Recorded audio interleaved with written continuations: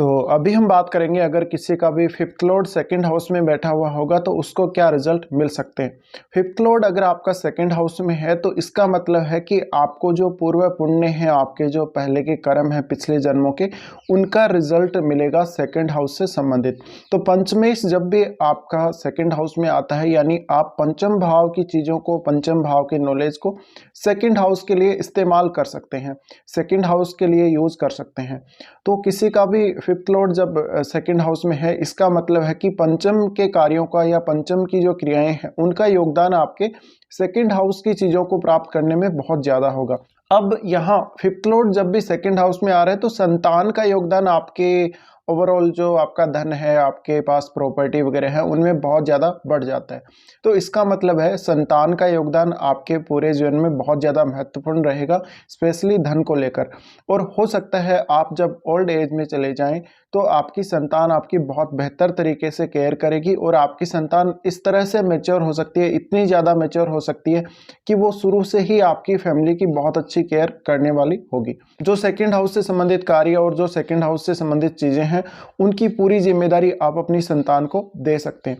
इसी प्रकार से ये भी यहाँ दिखता है कि आपकी जो संतान है काफ़ी ज़्यादा अच्छी होगी, संतान आपकी फेमस होगी और ये प्लेसमेंट आपको अपने खुद के कामों की वजह से और कभी ना कभी आपको संतान के कामों की वजह से काफ़ी ज़्यादा फेमस बना सकती है। अब फिफ्थ लॉर्ड जब भी सेकंड हाउस में आ रहा है तो ऐसे लोग अकाउंटेंट से संबंधित काम करके या शेयर मार्केट से संबंधित, स्टॉक ब्रोकिंग से संबंधित काम करके फेमस हो सकते हैं। इसी तरह से आप अपनी एजुकेशन स्किल्स को बहुत बेहतर तरीके से इस्तेमाल करते हैं जब भी पंचमेश आपका सेकंड हाउस में आता है। तो सेकंड हाउस आपकी वाणी है और आप अपने नॉलेज को बहुत बेहतर तरीके से दूसरे लोगों को बता सकते हैं।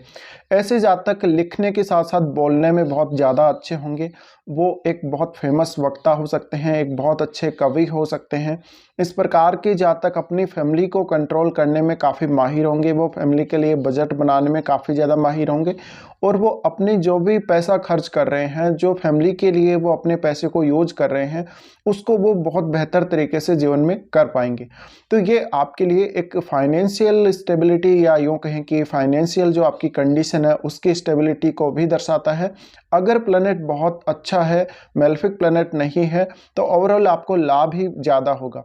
अगर यहाँ पर आपके सेकंड हाउस में कोई मेलेफिक प्रभाव होगा या फिर कोई मेलेफिक प्लैनेट बैठा हुआ होगा तो पंचमेश के आपके सेकंड हाउस में आने की वजह से आपकी फैमिली बहुत ज़्यादा डिस्टर्ब भी हो सकती है या सेकंड हाउस आपका बहुत ज़्यादा डिस्टर्ब भी हो सकता है। तो वो डिपेंड करेगा आपके अलग अलग प्लैनेट के हिसाब से, आपके अलग अलग लगन के हिसाब से कि कौन सा आपका पंचमेश है।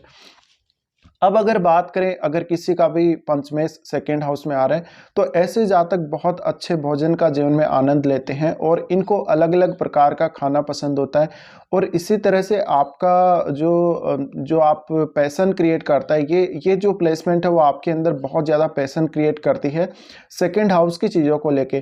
तो बहुत ज़्यादा आप कभी कभी अपनी फैमिली को लेके क्यूरियस रहेंगे और ये जो कंडीशन है, ये जो प्लेसमेंट है आपको काफ़ी जल्दी धनवान बनने की तरफ दिखाती है।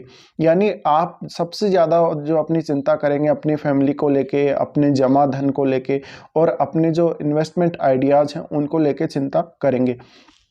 अब अगर मान लीजिए किसी का फिफ्थ लॉर्ड शुक्र है और अगर शुक्र सेकंड हाउस में आ रहा है तो हो सकता है कि आपका रेस्टोरेंट से संबंधित कोई काम हो, रेस्टोरेंट से संबंधित कोई भी बिजनेस हो। इस प्रकार के जातक अपनी फैमिली का पहले से कोई चला आ रहा जो बिजनेस है उसको भी बहुत अच्छे से संभाल सकते हैं। अब मान लीजिए किसी का फिफ्थ लॉर्ड अगर बुध है तो फिर आपको वो बोलने में काफ़ी ज़्यादा हेल्प करेगा, बोलने के द्वारा, या आप कोई ऐसे परफॉर्मिंग आर्ट्स में हो सकते हैं, बहुत अच्छे जैसे सिंगर हो सकते हैं, इंडिविजुअल परफॉर्मेंस आप बहुत अच्छी दे सकते हैं। पंचमेश का सेकंड हाउस में जाना ये आपको अपनी जो एजुकेशनल स्किल है उनका बहुत बेहतर तरीके से इस्तेमाल करने को भी दिखाता है। तो यहाँ पर जब भी आपका पंचमेश सेकंड हाउस में जा रहा है यानी आपने एजुकेशन कोई भी ग्रहण की हो, किसी भी फील्ड का आपने एजुकेशन लिया हो, लेकिन आप अपनी फैमिली का या कोई ना कोई ऐसा काम अवश्य करेंगे अपने धन से जुड़ा हुआ जिसके लिए वो आपकी स्किल काम आ जाएगी। तो ये आपकी जो स्किल है, आपका जो टेम्परामेंट है और आपकी जो सोच है को काफ़ी अच्छा दिखाता है। इसी प्रकार से कभी कभी आप बहुत ज़्यादा स्पेकुलेटिव हो सकते हैं।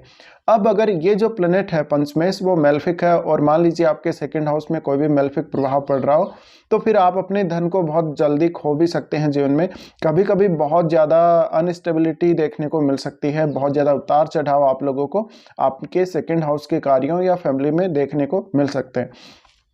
इसी तरह से आप अपने एक्साइटमेंट को सेकंड हाउस के साथ जोड़ते हैं जब भी पंचमेश सेकंड हाउस में जाते हैं।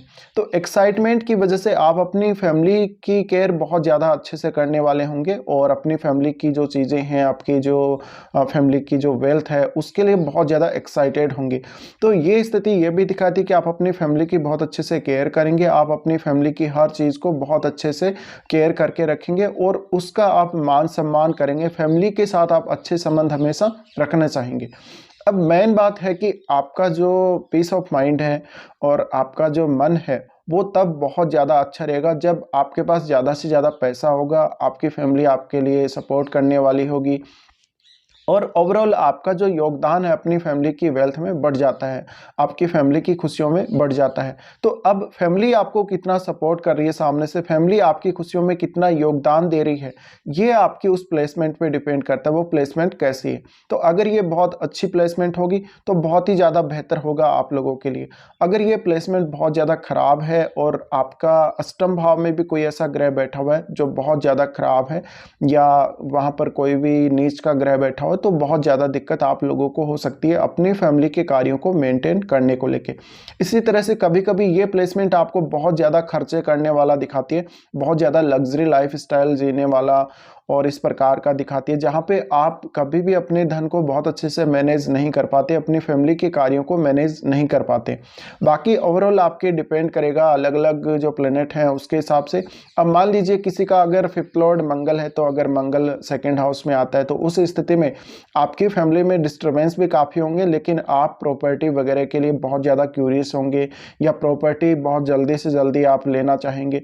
यानी कुछ इस प्रकार के मामलों में नेगेटिव और पॉजिटिव ही दोनों प्रकार के ही जो रिजल्ट हैं वो मिल सकते हैं। तो इस प्रकार से आपको अपने चार्ट में देखना चाहिए जब भी फिफ्थ लॉर्ड सेकंड हाउस में आ रहे हो।